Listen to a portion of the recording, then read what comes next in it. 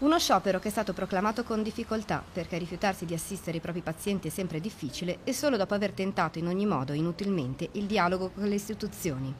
Così il presidente dell'Ordine dei Medici di Venezia descrive la decisione dei medici ospedalieri di tutta Italia di incrociare le braccia il 12 dicembre per tutta la giornata.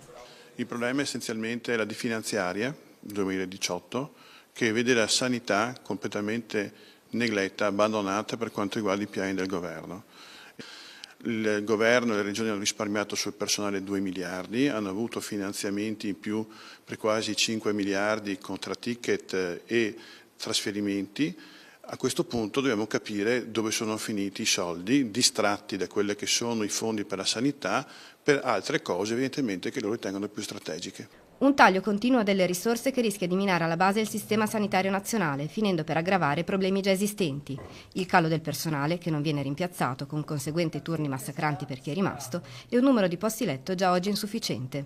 A peggiorare ulteriormente la situazione è la recente esclusione dei medici dalle categorie dei lavori usuranti. In corsia al pronto soccorso verranno comunque garantiti i servizi essenziali.